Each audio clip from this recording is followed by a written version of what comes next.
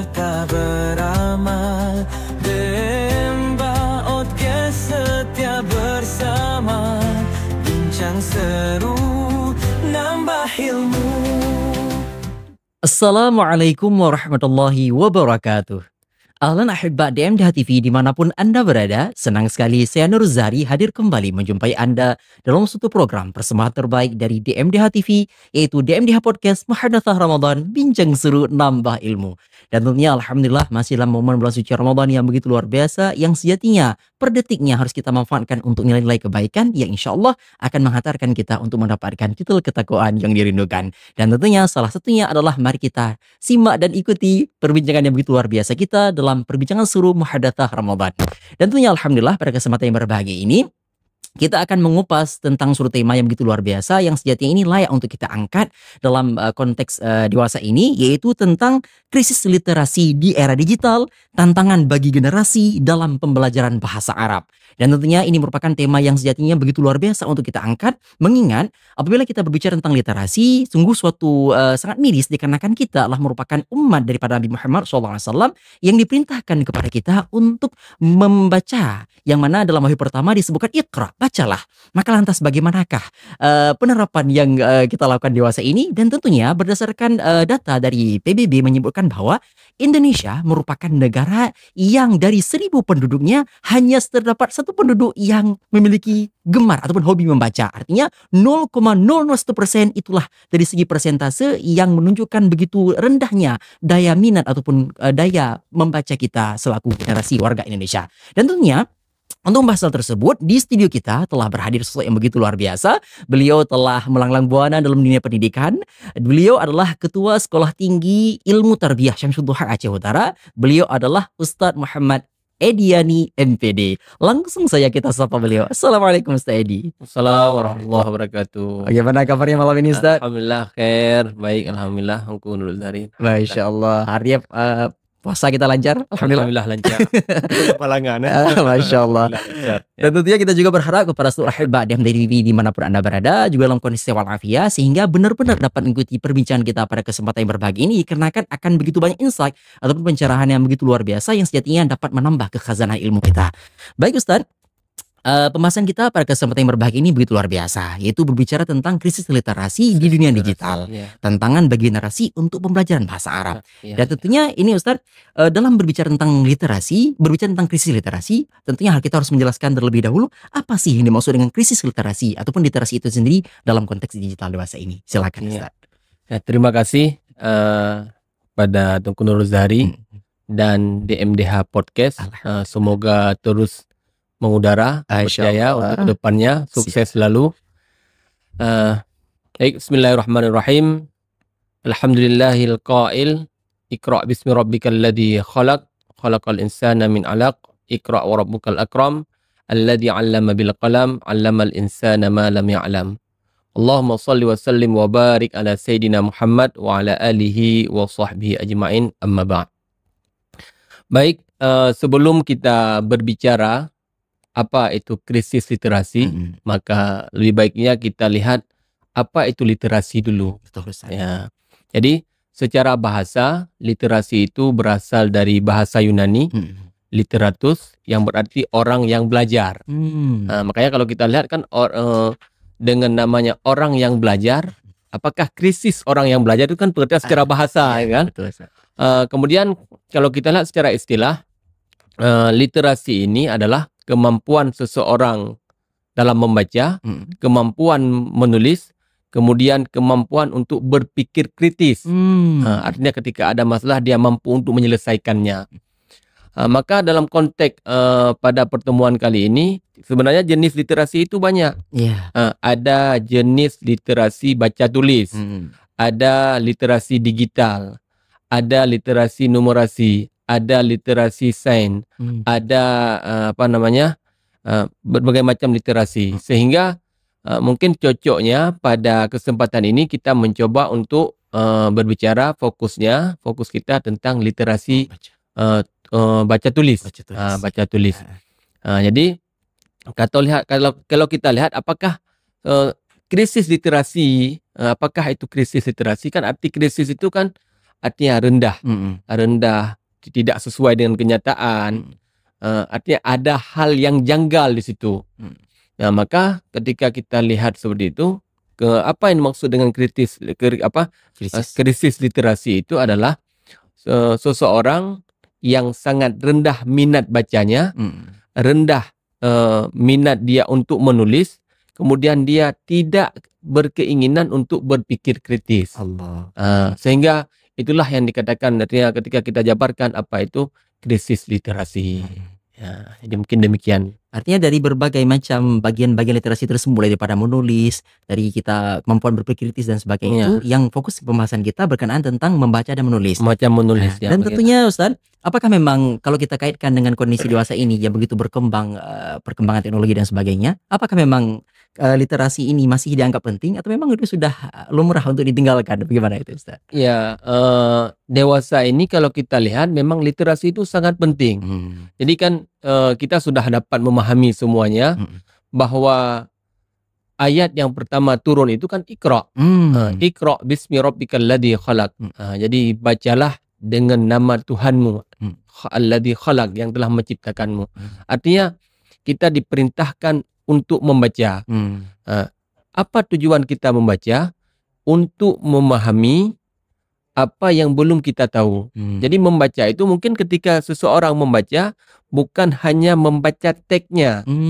Jadi perlu juga mengetahui konteksnya, kemudian perlu memikirkan apa yang dia baca, perlu memahami apa yang dia baca, bukan hanya sekedar membaca saja. Jadi kalau kita lihat dewasa ini mungkin orang rame bisa membaca semuanya. Misalnya kita dalam konteks pendidikan, baik itu di kampus, di sekolah, kemudian di pondok pesantren di daerah, itu kan para pelajar, para penuntut ilmu kan mereka membaca. Bisa di kampus mereka membaca. Tapi ketika kita tanya, paham nggak apa yang dibaca? Ya mereka belum mengerti apa yang dibaca. Itu bagian daripada krisis literasi juga. Artinya dia tidak mampu berpikir kritis terhadap apa yang dibaca. Dia tidak mampu mengambil intisari terhadap apa yang dibaca. Mungkin ketika kita misalnya mengajar, proses mengajar kan ada materi yang kita berikan. Ketika materi kita berikan, kita menanyakan apa materi yang sudah kita pelajari sejauh ini, pertemuan sebelumnya. Mungkin ada sebahagian daripada kita itu mahasiswa kita ataupun peserta didik itu lebih banyak yang tidak mampu menjawab. Mereka memang tidak mengulang. Apalagi kita menanyakan apa materi selanjutnya. Maka di situ penting kita membaca untuk mengingat apa yang sudah kita pelajari, kemudian untuk menggali apa yang akan kita pelajari ke depan. Maka di situ penting yang namanya membaca. Kan perlu kita ketahui dengan Iqra tersebut dapat membuka cakrawala, kita akan memperoleh ilmu pengetahuan dengan menambah ilmu pengetahuan. Maka di situ pentingnya membaca. Menarik Ustaz. Seperti yang Ustaz sampaikan tadi bahwa literasi tersebut tidak hanya sebatas kepada membaca. Selainnya ada pemahaman yang kita baca. Tentunya yang lebih kita inginkan lagi harus ada aplikasi dari apa yang kita baca. Lantas kalau menurut perspektif Ustaz, apa yang mengakibatkan kita hanya berhenti pada tahap yang membaca saja, tidak melanjutkan apa yang harus kita pahami dan kita menerapkan apa yang kita baca tersebut? Artinya mungkin dalam ini kan beda orang kan. Mungkin dalam pemikiran seseorang itu dia tidak mau tidak mau mengamalkan apa yang dia baca. Lantas kenapa bisa seperti itu? Dia tidak tahu manfaatnya, manfaat dari bacaan tersebut. Jadi kan kalau kita lihat konteks, ketika ada teks sesuatu yang kita baca, misalnya ada tulisan di situ dilarang membuang sampah. Dilarang membuang sampah. Ketika kita membaca teks tersebut dilarang membuang sampah, itu kan semua orang bisa baca, tetapi jarang orang mampu mempraktekkan. Di atasnya dilarang membuang sampah, tapi di bawahnya sampah bertumpuk bertolak belakang. Itu kan bagian dari krisis literasi tadi. Itu bukan hanya pelajar, mungkin orang dewasa pun seperti itu. Sama halnya dilarang merokok di kawasan ini, dilarang merokok. Artinya orang memahami. Ya di tempat tulisan di kawasan itu aja. Tapi kalau misalnya pindah ke sampingnya nggak ada tulisan itu nggak masalah. Itu kan bagian daripada krisis literasi juga. Maka proses membaca itu sebagaimana yang saya sampaikan tadi untuk menambah wawasan kita, kemudian supaya apa yang kita baca itu mampu kita praktekkan. Itu kan sama halnya mungkin ketika dalam Al-Fatihah itu kan disebutkan ihdinas siratal mustaqim siratal ladzina an'amta alaihim ghairil maghdubi alaihim waladdallin. Kita berdoa kepada Allah semoga diberikan jalan yang lurus, bukan jalan yang dimurkai. Jadi kan kalau kita lihat interpretasi daripada al-maghdub itu kan apa interpretasinya? Bahwa alladzi atahumullahu ilman walam ya'malu bi'ilmihi. Jadi orang yang telah diberikan ilmu, artinya Allah telah memberikan ilmu kepada mereka, tetapi mereka tidak mau beramal, dia tidak mau mengerjakan, dan dia mempraktekkan ilmu tersebut. Maka itu bagian daripada Yahudi. Na'udzubillah. Sebab kita tidak termasuk daripada itu. Yang kemudian ada waladdallin, kan orang yang sesat. Siapa orang yang sesat itu? Semoga kita tidak termasuk orang yang sesat. Orang yang sesat itu kan disebutkan mereka alladzi abadullah, mereka beribadah kepada Allah bighairi ilmin, dengan tanpa ilmu. Ini kan lain lagi. Artinya dia sungguh-sungguh beribadah kepada Allah, kemudian dia bangun tahajud, tetapi tanpa ilmunya, tanpa ilmu, sehingga mereka dikatakan dengan orang sesat. Itulah orang-orang Nasrani. Dan kita mohon kepada Allah supaya kita dijauh daripada itu. Artinya apa yang dapat kita pahami ketika seseorang sudah membaca ilmu yang dia baca itu, bagaimana seyogyanya dia praktekkan apa yang telah dia dapatkan. Itu lebih bagus baginya. Jadi itulah perlu ada amalan. Jadi bukan hanya bacaan saja. Menarik guru. Artinya setelah kita membaca, kita memahami, kita lebih tingkatkan lagi. Yaitu bagaimana kita bisa mengaplikasikan apa yang kita pahami, sehingga benar-benar itulah yang menjadi suatu poin bahwa literasi tidak hanya terbatas pada membaca, selainnya kita memahami dan juga kita mengamalkan apa yang kita baca. Luar biasa guru. Dan tentunya guru, Ustadz, sebagaimana yang Ustadz jelaskan tadi bahwa literasi tersebut dia itu mencakup pada membaca, menulis, dan juga merenung sesuatu yang memang daripada tulisan dan sebagainya. Dan tentunya sekarang Ustadz, ada sesuatu yang mungkin tantangan bagi kita bersama dalam hal membaca khususnya. Daya minat baca kita itu memang bisa dikatakan sangat rendah. Lantas apa yang membuat mengapa kita begitu malas untuk membaca? Padahal itu kita ketahui bahwa membaca adalah sumber ilmu, jendela dunia dan sebagainya. Gimana itu Ustaz? Jadi berdasarkan referensi ataupun literatur yang kita baca juga, itu penyebab malasnya orang membaca itu salah satunya, ini faktornya juga oleh digitalisasi ini, jadi teknologi. Ketika ada informasi yang singkat, padat, mereka lebih suka seperti itu.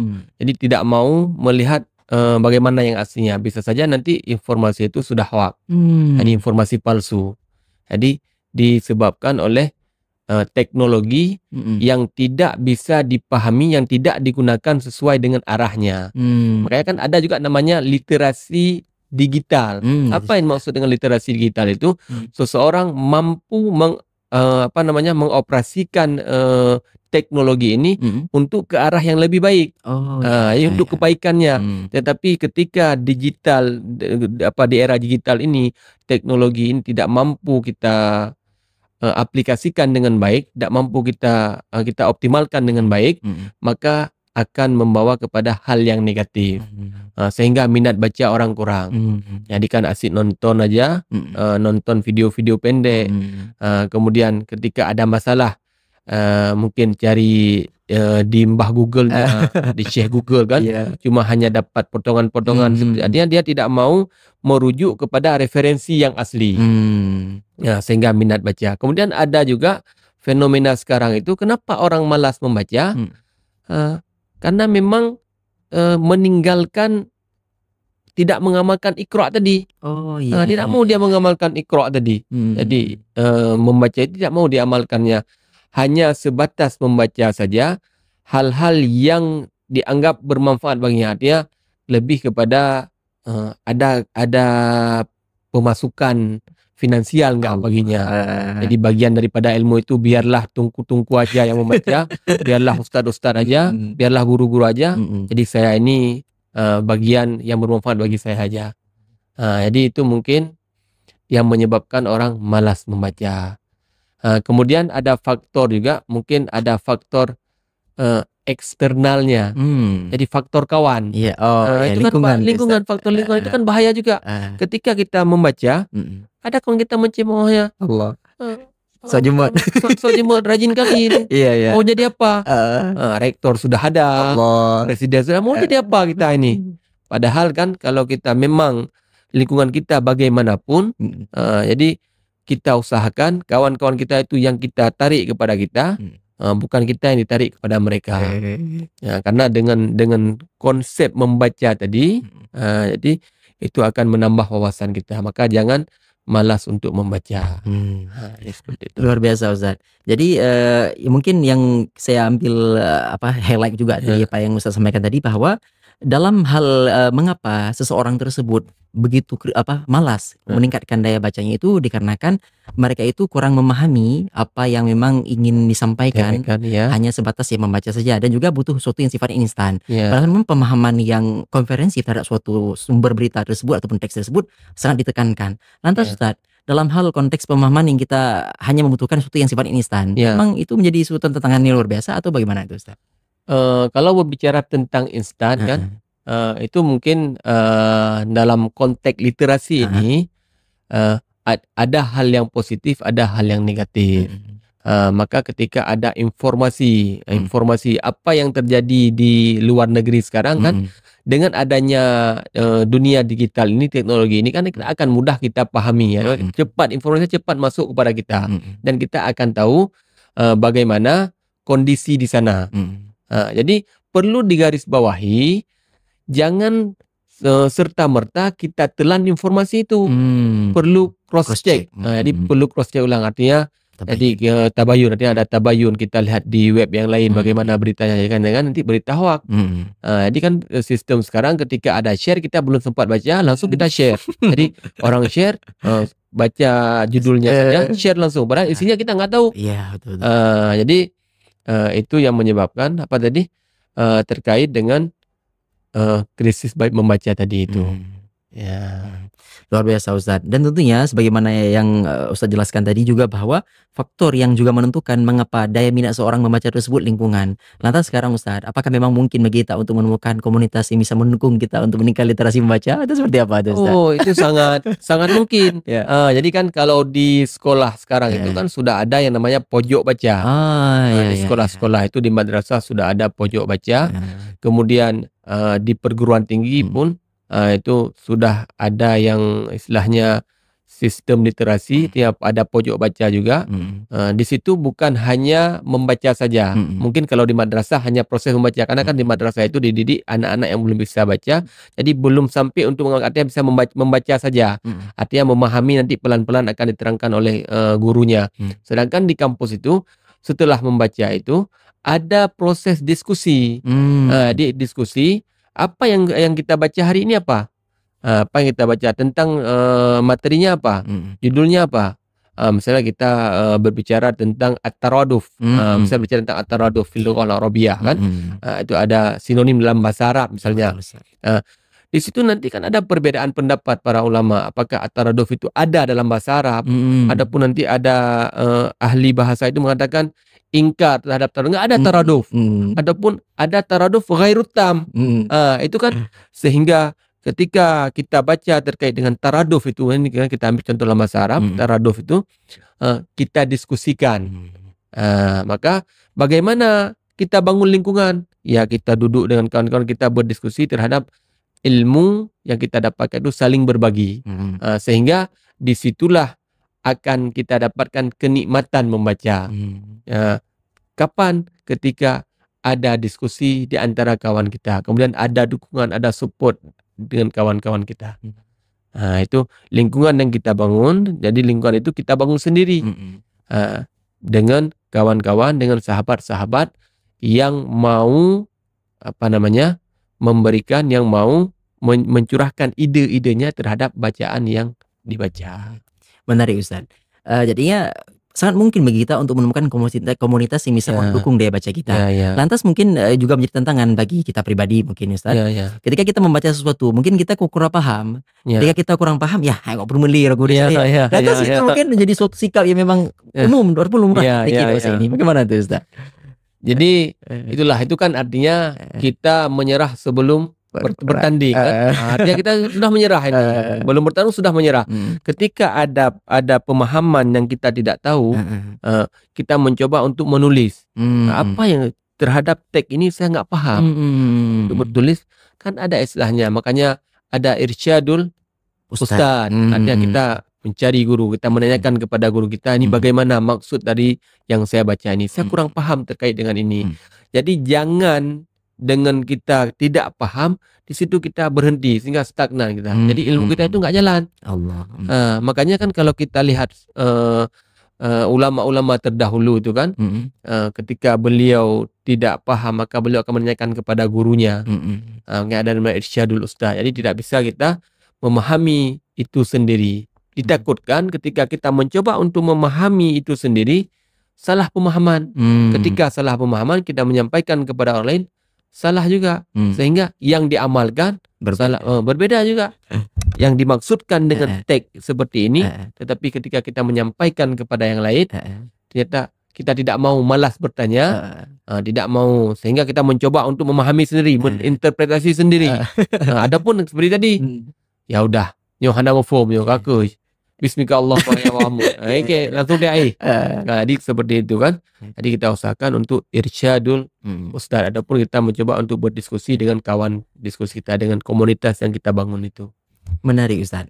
Kalau kita bisa follow up daripada pernyataan Ustaz tadi, tentunya ketika kita menemukan suatu teks yang memang kita nggak paham, kita harus menanyakan kepada guru kita. Dan tentunya itu berangkat daripada rasa penasaran yang luar biasa. Dan tentunya rasa penasaran tersebut yang menjadi energi luar biasa dari seorang kita selaku pelajar dan sebagainya. Apakah memang rasa penasaran tersebut masih ada atau seperti apa itu Ustaz? Mungkin kalau sekarang kan kita pengen yang instan. Kalau kita tanyakan lagi kan itu lebih beribut dan sebagainya. Itu Ustaz. Jadi semua itu kan berasal dari rasa penasaran. Karena dengan adanya penasaran terhadap ilmu, ketika kita penasaran terhadap ilmu, maka seseorang yang ingin mendapatkan ilmu tersebut, maka dia coba untuk terus mencari bagaimana penasaran itu hilang. Dan balasannya bukan itu besar. Man salaka tariqan yaltamisu fihi ilma sahalallahu lahu tariqan ila jannah. Jadi itu kan bagian daripada salaka tariqan. Jadi man salaka tariqan yaltamisu fihi ilma, kita mencoba untuk mencari. Mencari, insyaallah balasannya surga. Makanya orang menuntut ilmu ini kan bagian daripada literasi tadi. Kita kembali kepada literasi adalah orang yang belajar, kan? Ada dasar-dasar bahasanya. Orang yang sedang belajar itu balasannya surga. Makanya jangan berhenti, tetap semangat. Walaupun ada yang bilang itu jangan semangat, tetap putus asa. Kita jangan, tetap semangat, jangan berputus asa. Jadi terhadap konteks yang dikatakan dengan membaca itu sendiri. Luar biasa Ustaz. Alhamdulillah, berangkat daripada pembahasan kita tentang literasi yang sejatinya literasi tersebut merujuk kepada bahasa Yunani tadi, literatus, yang artinya orang yang membaca, orang yang belajar. Berangkat itu baik itu belajar tersebut berupa membaca, menulis, dan bagaimana kita bisa mengembangkan pemahaman kita. Dan tentunya luar biasa, selanjutnya kita akan mengupas tentang bagaimanakah tantangan yang dihadapi oleh generasi kita dewasa ini, khususnya dalam pembelajaran bahasa Arab. Mengingat Ustaz juga merupakan dosen daripada bahasa Arab di Institut Syamsul Duha. Namun sebelumnya ya Ustaz, kita akan jeda terlebih dahulu dan sambil kita menikmati kopi yang luar biasa ini Ustaz. Syukran. Baik, tentunya Haibah Dem TV dimanapun Anda berada, insyaallah kami akan segera kembali dengan pembahasan yang begitu luar biasa, bagaimanakah sejatinya tantangan yang sekarang dihadapi oleh generasi kita, khususnya dalam pembelajaran bahasa Arab yang sejatinya literasi sangat diunggulkan di sini, sangat diperlukan untuk pengembangan bahasa kita. Dan tentunya tetap setia bersama kami di Muhadatsah Ramadan, bincang seru nambah ilmu. Kami akan segera kembali.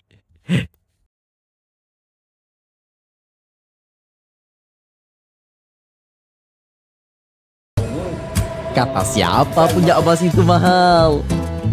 Di toko emas intan Krungguku cukup Rp100.000, kamu sudah bisa punya emas tanpa drama. Nggak ribet, nggak riba, pastinya berkah. Dikelola oleh seorang santri, jadi insya Allah aman dan terpercaya. Mau emas dengan hati tenang? Langsung aja ke Jalan Ramai Gede Krunggeku, samping Bank Aceh Syariah. Toko emas Intan Krunggeku. Emasnya berkah, prosesnya mudah.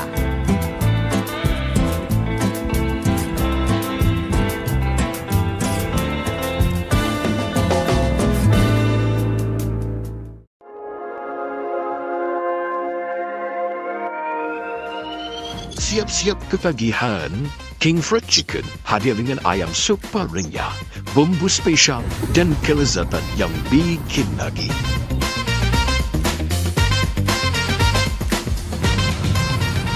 Crispy, juicy, pedasnya nagih. Harga pas, rasa kelas juara. Yuk cobain sekarang. King Fried Chicken, Raja Ayam Goreng, Raja Rasa.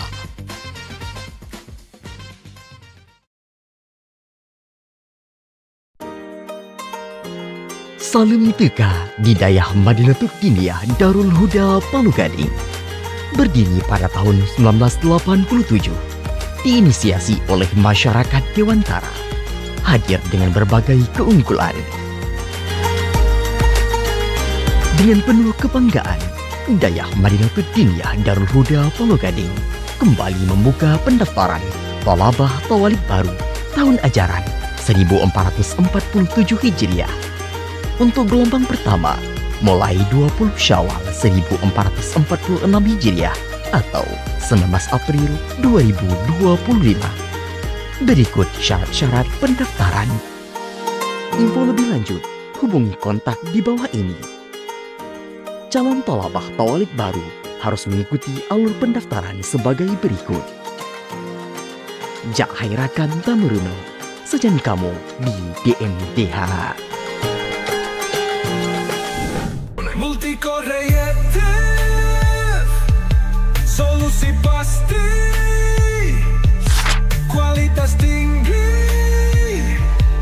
selalu steady. Live produksi, semua beres, percaya. Siapkan acara spektakulermu bersama Multicore Kreatif. Dari live streaming, backdrop, pentas, videotron, hingga lighting yang memukau semua kami tangani dengan profesional. Percayakan eventmu kepada ahlinya. Multicore Kreatif, solusi event tanpa batas. Multicore Creative, bikin event makin aktif.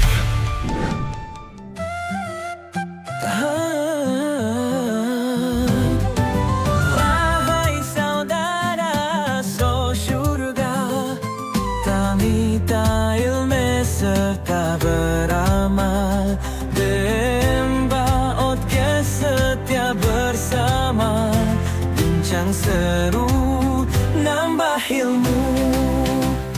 Baik, Alhamdulillah, Ahibba DMDH TV dimanapun Anda berada. Terima kasih Anda masih setia bersama kami dalam perbincangan luar biasa Muhadatsah Ramadan, bincang seru nambah ilmu. Dan tentunya Alhamdulillah di studio kita masih bersama dengan sesuatu yang begitu luar biasa, yaitu Ustadz Ediani yang telah menjelaskan kepada kita bagaimanakah literasi itu dan apakah kita saat ini sudah termasuk dalam kategori krisis ataupun tidak. Dan tentunya perbincangan kita akan begitu luar biasa karena kita akan mengaitkan tentang bagaimanakah sejatinya generasi kita harus memahami meningkatkan literasinya dalam memahami bahasa Arab, dikarenakan bagaimana kita ketahui bahwa bahasa kunci untuk kita bisa menguasai bahasa tersebut adalah bagaimana kita membiasakan untuk mengucapkan dalam mengamalkan dalam kehidupan sehari-hari. Lantas tentunya ini akan begitu menarik untuk kita tanyakan kepada sosok yang betul luar biasa, mengingat beliau juga merupakan seorang dosen yang berkecimpung dalam dunia bahasa Arab. Ya Allah. Baik Ustadz, luar biasa. Sebagaimana yang kita jelaskan tadi, yang sempat kita singgung bahwa tentunya dewasa ini dengan hadirnya teknologi semakin memudahkan untuk kita mempelajari bahasa Arab. Lantas dewasa ini Ustadz, apakah memang ketika kita ingin mempelajari bahasa Arab itu menjadi sesuatu yang mungkin untuk kita lebih lebih lancar kita menguasai atau bagaimana itu Ustaz? Ya. Jadi sebelum kita berbicara jauh, jadi bahasa Arab itu kan sangat umum nih. Bahasa Arab itu kan sangat umum. Ada ilmu dari bahasa Arab, ada kan dari ilmu sharaf, kemudian ilmu nahwu, ilmu balaghah, ada fiqhul lughah. Itu kan kaitannya dari bahasa Arab. Nah, artinya sangat rumah bahasa Arab itu sangat luas. Jadi bukan hanya bahasa Arab itu berbicara bahasa Arab saja, kemudian menulis bahasa Arab, bukan. Artinya ada ilmu sharaf. Kan ada sebutannya. Al-sarfu ummul ulum, wan nahwu abuha. Jadi sharaf itu merupakan induk ilmu itu, kemudian nahwu adalah ayahnya, jadi bapaknya ilmu. Nah, jadi kalau kita lihat dari segi bahasa Arab, perlu kita garis bawahi, bukan hanya berbicara bahasa Arab, dengan bahasa Arab, membaca dan menulis. Artinya ada ilmu-ilmu yang lain sebagai penopang untuk kita memahami bahasa Arab itu sendiri. Jadi secara garis besar, kalau kita berbicara bahasa Arab, berkaitan dengan keterampilan bahasa dulu. Ya, betul. Jadi ada al-maharat al-lughawiyah itu. Jadi ada dibagi kepada dua, ada reseptif, ada produktif. Apa itu, Ustaz? Jadi kalau reseptif itu kita menerima. Jadi ada reseptif itu kan dibagi kepada dua lagi. Al-istima' wal qiraah. Jadi kan al-istima'. Maka kenapa namanya al-istima'? Bukan as-sima'. Maka itu ada terjadi perbedaan. Kalau as-sima' ya kita mendengar tanpa memperhatikan. Tapi kalau al-istima' itu mendengar, memperhatikan, kemudian ada at-tarkiz, fokus. Maka itu kan ada perintah kita juga untuk mendengar. Wa idza quri'al Qur'anu fastami'u lahu wa ansitu la'allakum turhamun. Artinya walaupun itu objeknya Al-Qur'an, tetapi itu kan pada perintah tersebut dapat kita ambil hikmahnya. Apa yang baik maka kita perlu untuk mendengar supaya kita memahami apa yang kita dengar. Itu adalah reseptif. Kemudian yang kedua itu reseptif, membaca al-qiraah. Al-qiraah itu bagian daripada reseptif juga. Dari kita membaca, seperti kita sampaikan tadi, membaca, memahami apa yang kita baca, sehingga kita mampu untuk berpikir kritis. Yang kedua, ada yang namanya keterampilan produktif, yaitu al-kalam. Al-kalam. Jadi muhadatsah, al-kalam. Al-kalam itu bagaimana lahirnya? Kan ditransfer daripada istima', kemudian mampu kita berbicara dengan ya ayyuhalladzina amanu taqullaha wa qulu qawlan sadida. Jadi berbicara dengan bahasa yang bagus, dengan perkataan yang baik, dengan bahasa yang indah. Itu dari mana kita dapatkan? Dari istima' tadi. Jadi kalau seandainya apa yang kita dengar itu tidak baik, tentu outputnya pun akan tidak baik. Maka itu sangat berpengaruh. Ada produktifnya. Sama yang kedua produktifnya itu kan al-kitabah, menulis. Nun wal qalami wa ma yasturun. Jadi demi pena apa yang telah mereka tulis. Kan itu kan bagian daripada lahirnya produktif itu dari qiraah tadi. Ketika dia seorang mampu membaca, kemudian memahami, kemudian dia berpikir kritis terhadap apa bacaannya, itu kan boleh dituangkan dalam tulisan. Jadi dalam tulisan tersebut, ini kan mungkin kita cek tulisan kita itu kan apakah ini dibaca oleh orang. Sekarang itu sudah mudah. Jadi di dunia akademik itu dikenal dengan Google Scholar. Google Scholar itu kan. Jadi di situ citasinya berapa, tulisan kita itu berapa orang sudah ambil, berapa orang sudah baca, dan dipakai semua orang lain tidak atau tidak. Itu bagian daripada keterampilan bahasa tadi. Nah, di samping kita harus memahami jadi ilmu balaghah serta pembagiannya. Itu ada ilmu badi' di situ, kemudian ilmu bayan, kemudian di situ ilmu ma'ani, kemudian terhadap dengan ilmu lughah juga tadi. Kan seperti disampaikan tadi ada at-taraduf. Ketika ada kata-kata jalasa dengan qa'ada. Jadi bagaimana pemahamannya? Apakah itu duduk dua-dua? Ternyata ketika kita mendalam lagi, artinya ternyata jalasa itu dari posisi berbaring duduk. Kalau qa'ada itu dari posisi berdiri duduk. Dan banyak contoh-contoh yang lain itu ada mustarak, ada at-tadad kan. Ada kata-kata misalnya zaraba. Zaraba itu bukan artinya memukul saja, atau memberi contoh. Daraballahu mathala. Jadi itulah kaitannya literasi dalam bahasa Arab. Artinya seseorang ketika dia mampu membaca itu dipengaruhi juga oleh istimaknya, kemudian mampu menulis dipengaruhi juga oleh kalamnya, kemudian dipengaruhi oleh ilmu-ilmu bahasa Arab lainnya. Jadi tidak serta-merta dia duduk posisinya hanya pada keterampilan itu tadi. Jadi di samping itu juga ada anasirul lughah berkaitan dengan bahasa Arab, ada unsur bahasanya. Kan ada aswat, sautun, jadi suara, suara pengucapannya itu bagaimana kan. Kemudian ada al-mufradat, ada al-mufradat kosakatanya kan. Kemudian juga ada al-qawaid. Al-qawaid itu sudah kita sebutkan, ada ilmu sharaf dengan ilmu nahwu. Itu bagian daripada unsur bahasa. Itu semuanya kita dapatkan bagaimana? Ya, dengan membaca, dengan menelaah, dengan literasi tadi, baca tulis, dengan menanyakan kepada guru. Jadi tidak serta-merta kita dapat wahyu langsung bisa tanpa belajar. Ada nama ilmu iktisab kan, kecuali ilmu laduni tadi. Jadi sambil tidur dapat seperti itu kan. Tapi itu mungkin untuk kita mustahil. Mustahil. Ya, Menarik. mungkin demikian. Menarik Ustaz tadi. Jadi kan dari secara umum ya seperti yang Ustaz sampaikan tadi bahwa ada dua keterampilan dari bahasa Arab. Yang pertama itu ada reseptif, kita membaca dan juga mendengar istima'. Kemudian ada produktif yaitu qiraah dan juga kalam dan juga pada Alkitabah menulis. Luar biasa. Dan tentunya dua hal itu saling berkaitan Ustaz. Lantas dewasa ini mungkin ada orang yang memang dia itu menjadi suatu hal yang memang istilahnya tantangan juga mungkin bagi generasi kita yang ingin mempelajari bahasa Arab.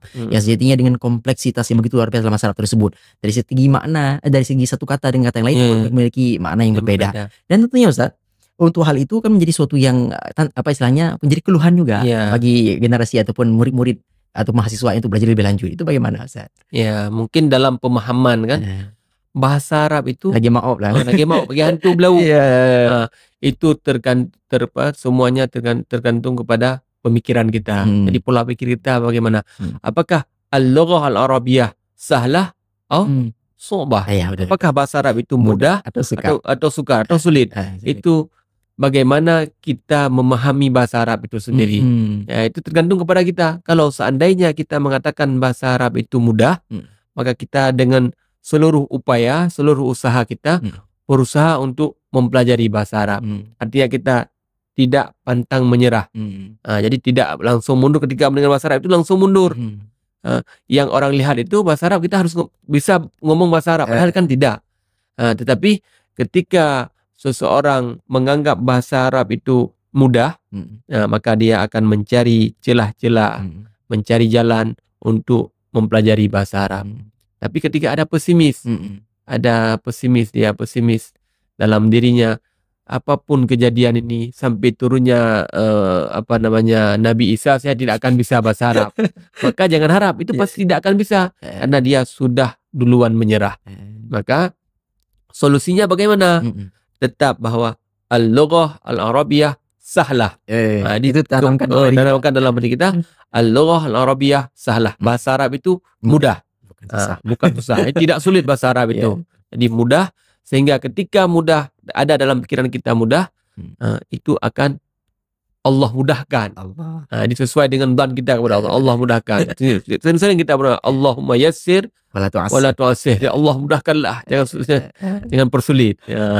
Jadi seperti itu. Biasa Ustaz. Artinya ketika memang mindset ataupun pola pikir yang terbentuk kepada kita dalam mempelajari bahasa Arab tersebut, kita menganggap bahasa itu mudah, bukan susah, maka insya Allah akan lebih mudah.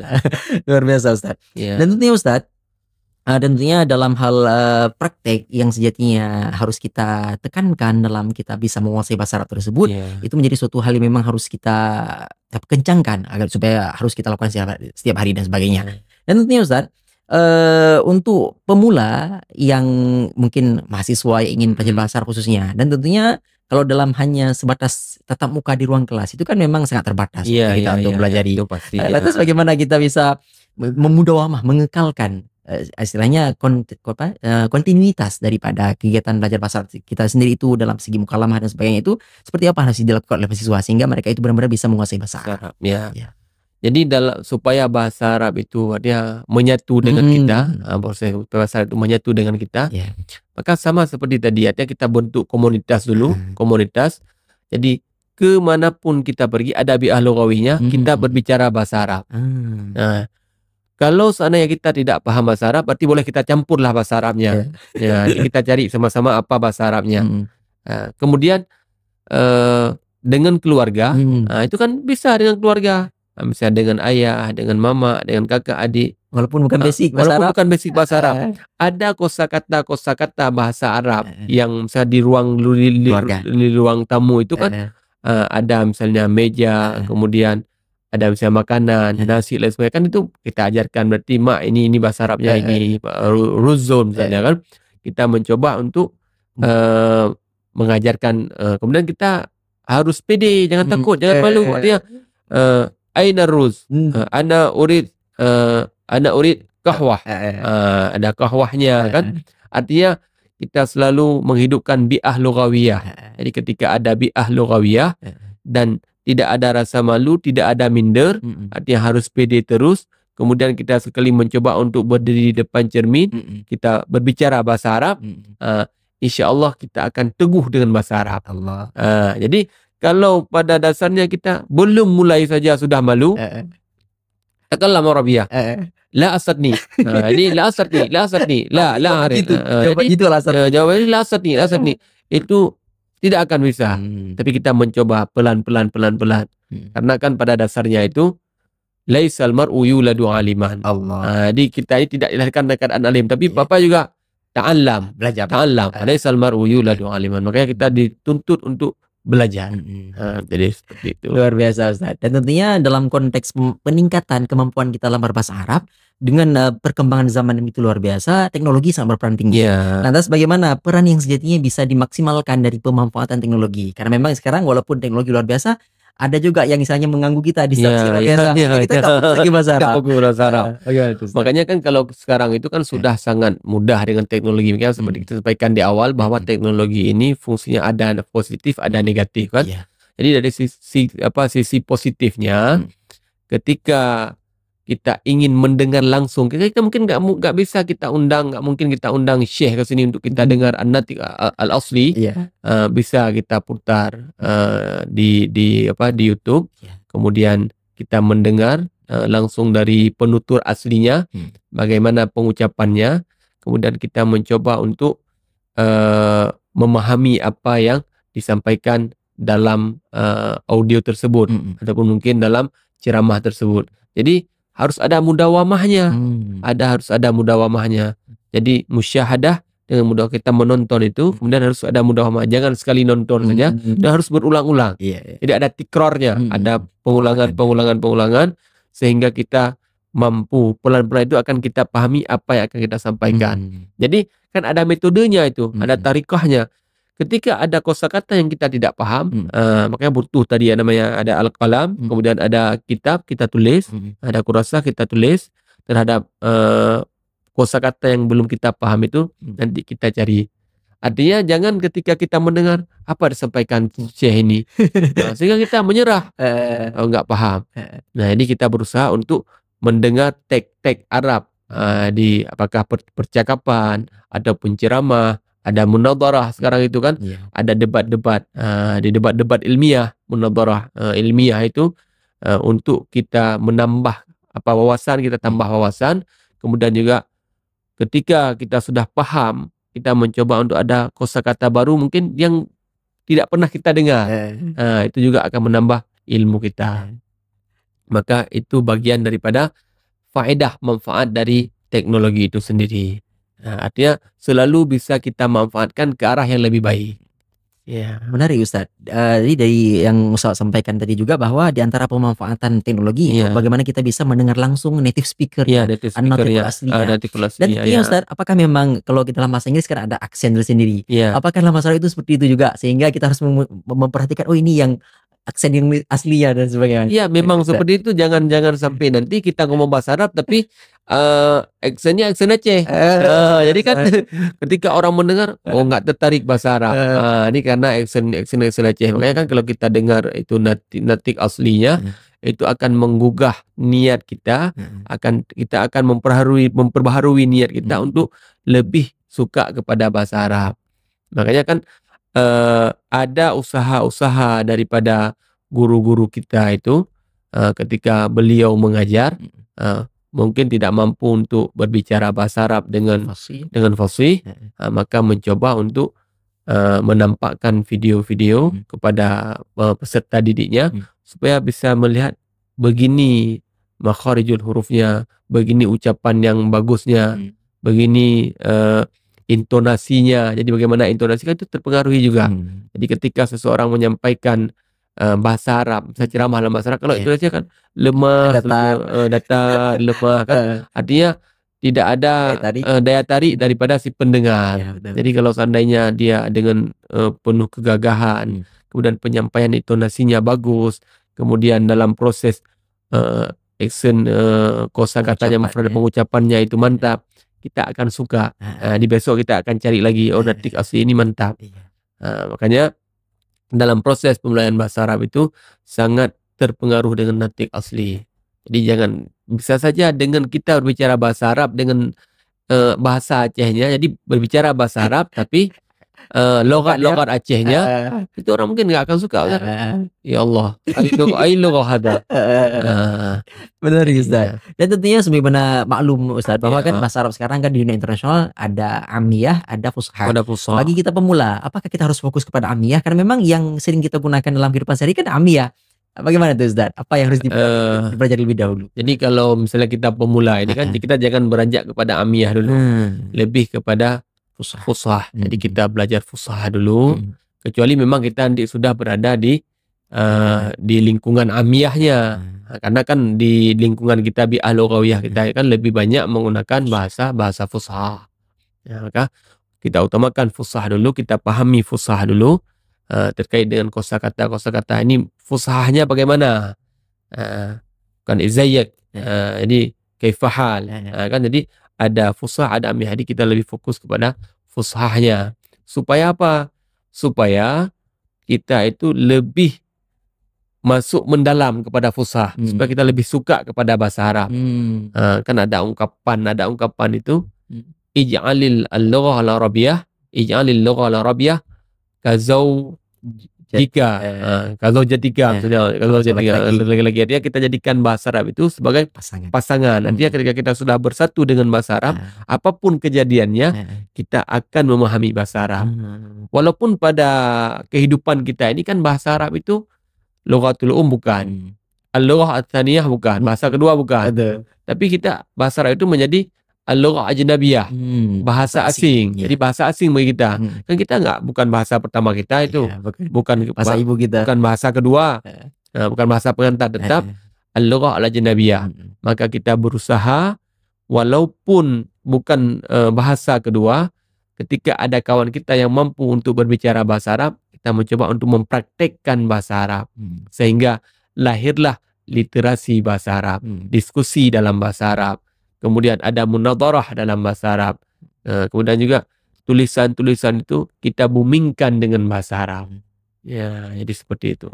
Luar biasa Guru. Dan tentunya sebagaimana sempat kita singgung juga bahwa antara bahasa Arab fusha dan amiyah tersebut, apakah memang secara kaedahnya itu berbeda atau seperti apa Ustaz? Karena memang seperti kita dengarkan kayaknya seperti yang berbeda. Ya, kalau kita pelajari kan mungkin saya juga belum pernah di Timur Tengah kan, di Timur Tengah. Mungkin ada kawan-kawan yang sudah ke Timur Tengah, kita berbicara terkait dengan amiyah dengan al-fusah itu. Kalau bahasa amiyah itu mungkin dia tanpa kaedahnya. Jadi tanpa didasari kepada kaidah. Makanya ada sebagian disebutkan dengan bahasa Arab pagi. Tapi sedangkan bahasa fusah ini kan dia mentok dengan kaedahnya, ada sesuai dengan kaedah nahunya, sesuai dengan kaedah sarafnya. Jadi sesuai dengan undang-undang dasar bahasa Arab itu sendiri. Sedangkan bahasa amiyah ini dia di luar undang-undang bahasa Arab itu sendiri. Luar biasa Ustaz. Artinya bahasa pasaran, bukan bahasa. Kan misalnya dalam bahasa Indonesia mungkin juga ada bahasa yang tidak sesuai dengan apa namanya KBBI dengan ejaan EYD-nya kan. Begitu juga dengan bahasa Aceh, artinya tidak sesuai dengan kaedahnya. Begitu juga Arabnya. bahasa Arabnya. Jadi ada bahasa Amiyah, ada bahasa Fusha. Luar biasa Ustaz. Dan tentunya dalam konteks literasi, bahasa Arab ini kan juga memegang peran yang begitu penting khususnya kita Iya. sebagai muslim. Iya, Dikarenakan bahasa Arab merupakan bahasa Islam. iya, iya. Dan tentunya dalam konteks peran bahasa Arab itu sangat penting dalam mengatasi krisis literasi itu, seperti apakah peran yang bisa dimainkan oleh bahasa Arab sehingga Nah, kita sebagai muslim ini harus menganggap bahwa bahasa itu sangat penting. iya. Ya. Jadi pada dasarnya kan Mm, ilmu sekarang itu, mm, ya, walaupun sebelumnya, Iya. sebelum terjadi penerjemahan besar-besaran, kan Ah. semuanya kan termaktub dalam bahasa Arab. Iya benar. Jadi termaktub dalam bahasa Arab. Mm, Bahkan guru-guru kita itu kan baik di pesantren dan lain sebagainya, itu tulisannya dalam bahasa Arab, kitab-kitabnya dalam bahasa Arab. Maka untuk memahami ilmu agama, untuk memahami pemahaman terhadap agama yang mendalam, maka perlu adanya bahasa Arab. Di situ berperan penting bahasa Arab. Walaupun orang tidak menyukai bahasa Arab, dia tetap mengatakan la uhibbul lughah al-arabiyyah abadan. Pakai lagi. La uhibbul lughah al-arabiyyah Tidak abadan. pernah. Enggak pernah suka bahasa Arab. Tapi tanpa sadar dia solat dengan bahasa Arab. Kemudian yang dia baca bahasa Arab, Allah. kitab yang dia baca bahasa Arab, Al-Quran yang dia baca dengan bahasa Arab. Kemudian kaedah yang pelajari dengan bahasa Arab.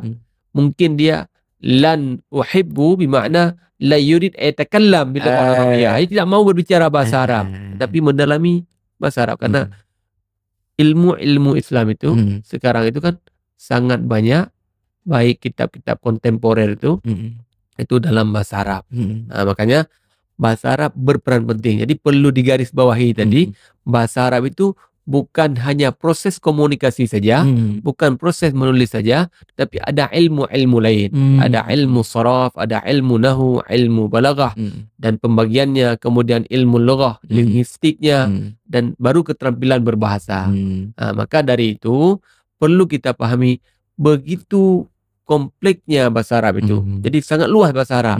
Jadi jangan ketika didengar apa kuliahnya jurusan bahasa Arab, terlalu sempit kok. Kenapa di bahasa Arab? Tadi pemikiran kali itu bahasa Arab. Padahal ketika kita masuk ke dalam, kan orang lihat luarnya aja, kulit luarnya saja. Ketika dia masuk ke dalam, ternyata bahasa Arab itu sangat luas. Ya, jadi bagaikan kalau tidak terlalu lebay, seperti kita menyelam ke dalam laut lah, kan? Kalau tidak terlalu lebay seperti itu, artinya banyak ilmu-ilmu dari bahasa Arab, bukan hanya proses kita berbicara dalam bahasa Arab. Karena kan ada orang itu kan beda-beda, dia memahami bahasa Arab mungkin kurang dalam berbicaranya. Ada sebagian orang karena memang keberaniannya dia mampu berbicara bahasa Arab, tapi ketika kita tanya kaedahnya Kurang paham. la yafham, dia tidak paham dari kaedah, dia berbicara saja. Karena ada pengalaman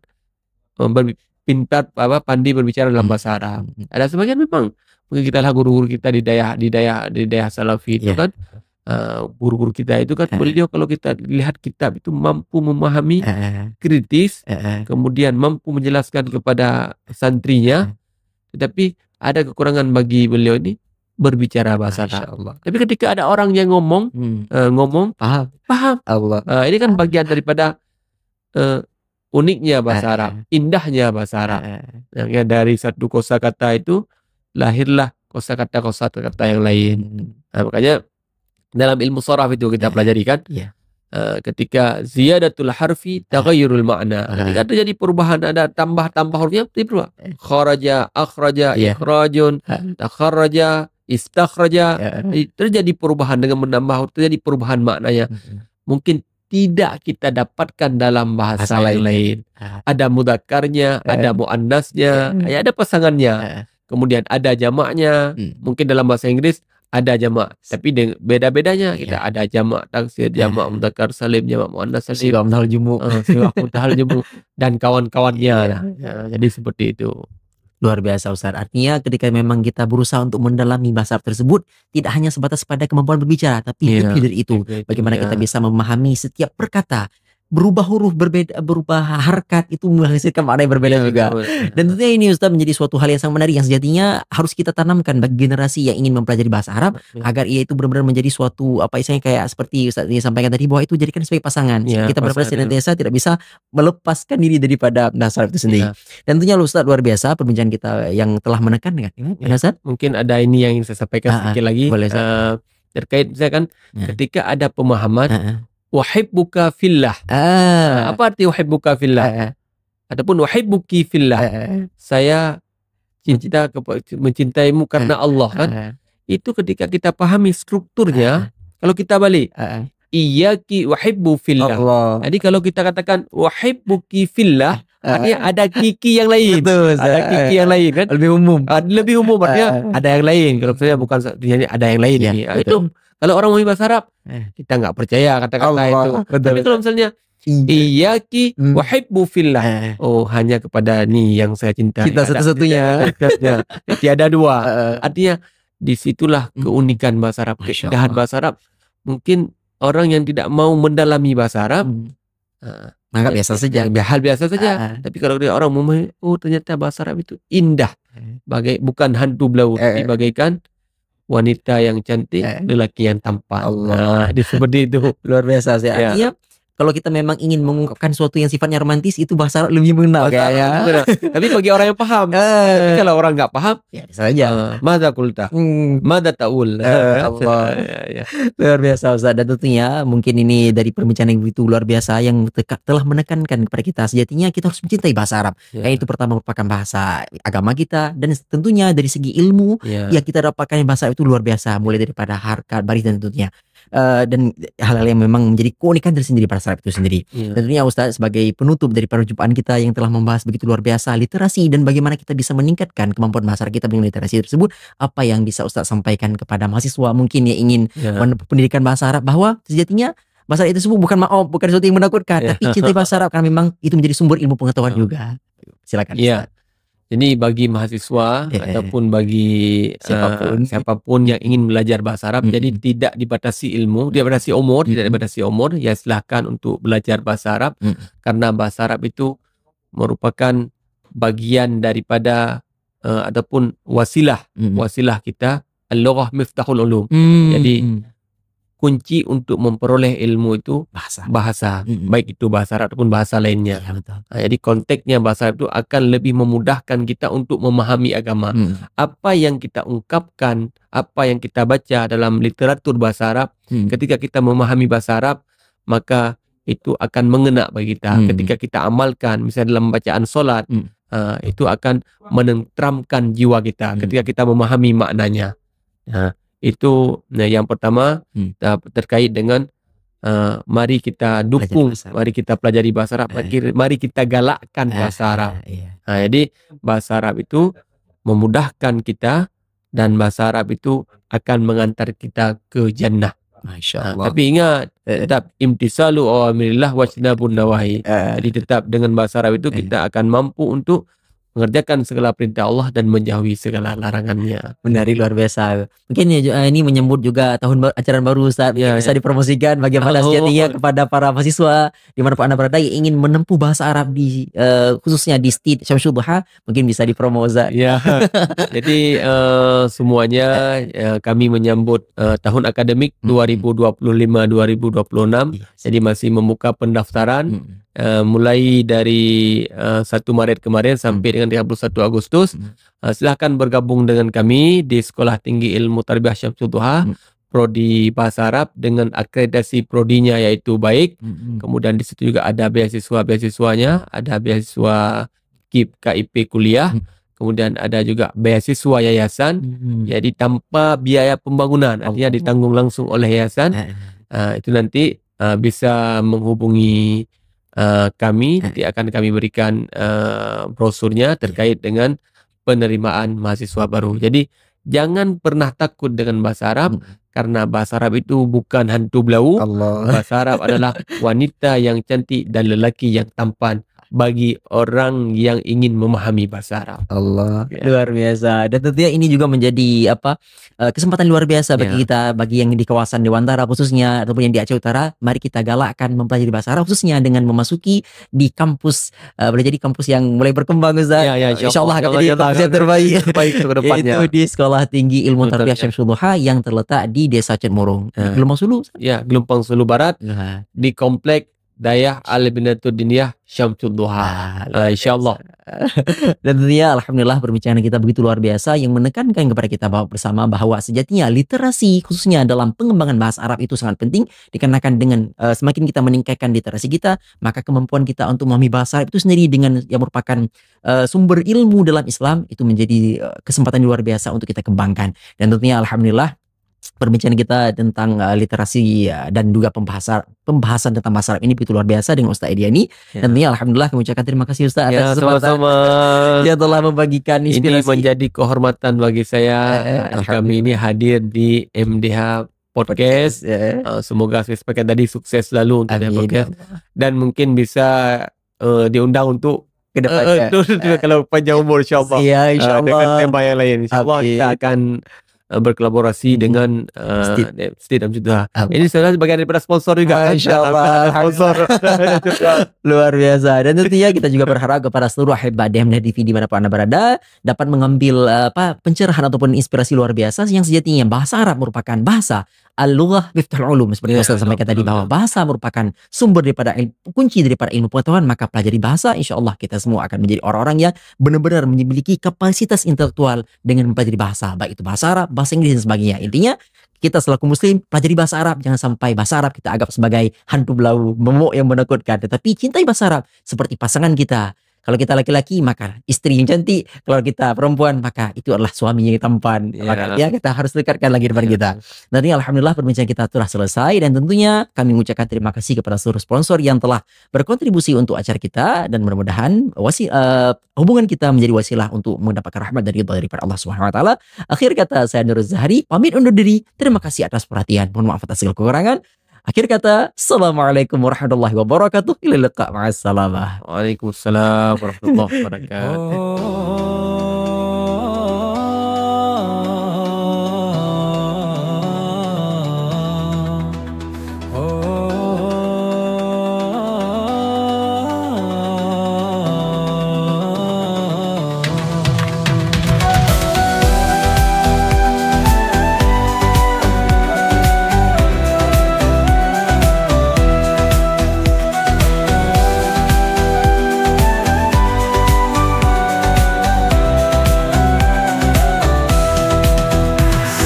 Ramadan tiba, hati pun berbunga, waktunya berbagi ilmu dan cerita. DMDH Podcast, yuk kita dengarkan, muhadatsah seru, penuh keberkahan.